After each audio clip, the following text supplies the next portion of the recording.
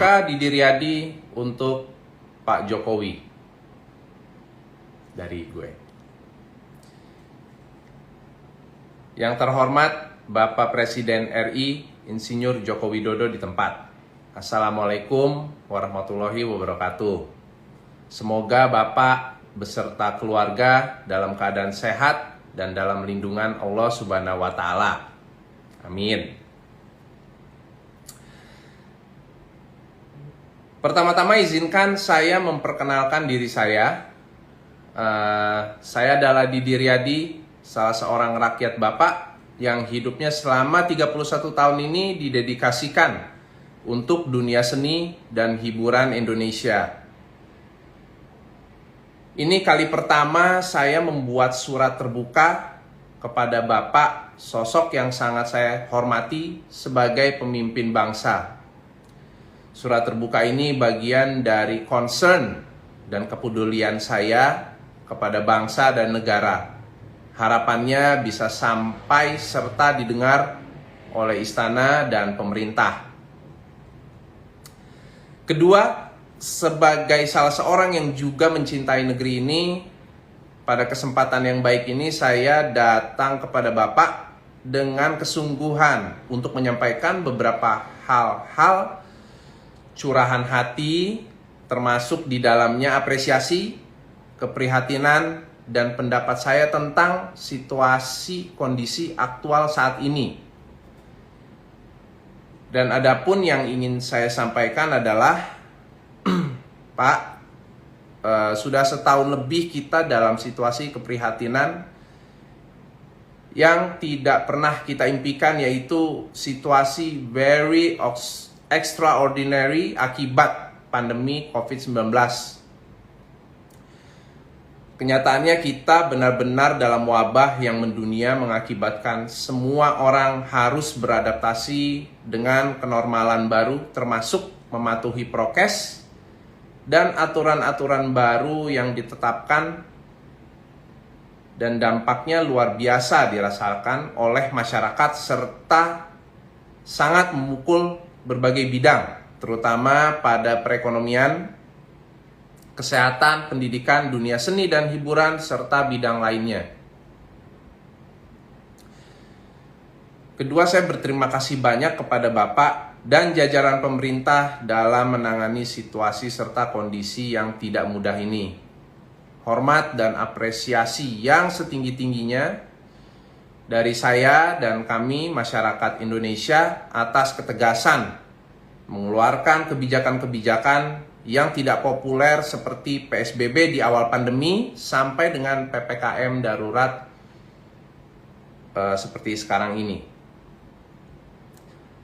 Ketiga, tanpa mengurangi rasa hormat, izinkan saya menyampaikan pendapat yang berkaitan dengan situasi kondisi terkini, khususnya yang berhubungan dengan adanya wacana perpanjangan PPKM darurat.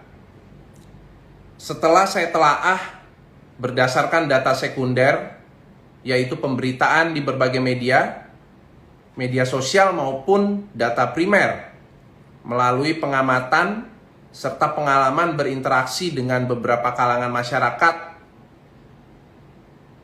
termasuk kru yang biasa bekerja sama dengan saya, maka sebagai salah seorang rakyat yang juga terkena imbas dari sejak awal wabah, saya berpendapat sebagai berikut.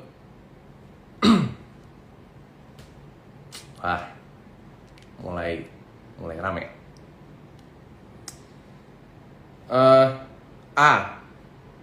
Menolak perpanjangan PPKM darurat Jawa dan Bali dengan alasan simpel aja, Pak. Sudah pasti banyak yang kena imbasnya. Terlebih lagi soal perut, banyak yang tidak bisa kerja, tidak bisa menafkahi keluarga. Faktanya, sejak awal pandemi sampai dengan sekarang banyak usaha yang gulung tikar, karyawan yang di-PHK-kan, seniman dan musisi yang tidak bisa lagi manggung. Dan ternyata PSBB PPKM ataupun hal sejenis tidak juga mampu meredam penyebaran COVID-19. Yang kedua, perpanjangan PPKM darurat tidak akan bisa selesaikan wabah. Ya, pilihannya seperti buah si malakama, mati karena wabah atau mati karena kelaparan. Saya mengusulkan satu, lockdown atau karantina atau PPKM atau apapun namanya bisa diupayakan versi yang lebih ramah, yang berpihak pada masyarakat menengah ke bawah. Faktanya, banyak orang seperti buruh harian atau lepasan yang hanya digaji kalau dia kerja. Terlepas pekerjaannya tidak kritikal dan tidak esensial bagi negara, tapi kritikal dan esensial bagi keluarganya.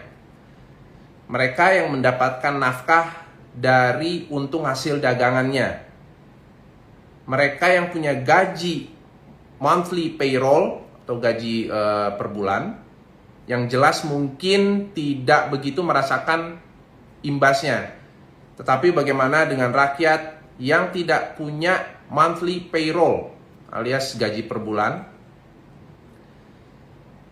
Bisa tolong dicek jumlah mereka yang tidak gajian bulanan sesuai dengan data BPS terkini. Kedua, jika hasil PPKM darurat Jawa dan Bali tanggal 3 sampai dengan 20 Juli tahun 2021 tidak berdampak signifikan dan berkorelasi dengan penurunan kasus COVID, maka mohon pertimbangannya untuk satu, mengevaluasi strategi kebijakan dan koordinasi antar lembaga. Kedua, sosialisasi dan edukasi semasif-masifnya tentang penanganan bagi yang terpapar COVID-19 dan pola hidup sehat untuk melawan COVID-19.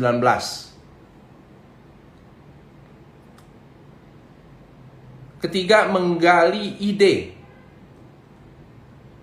dan terobosan baru dalam membuat kebijakan yang tidak melulu dan tidak hanya bersifat aturan, tapi juga bersifat solutif bagi masyarakat yang terkena imbas ditetapkannya aturan tersebut.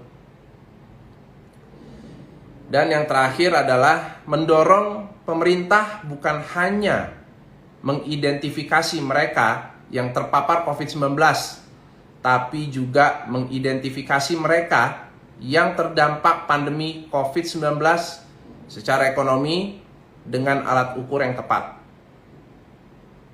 Demikian surat terbuka saya sampaikan.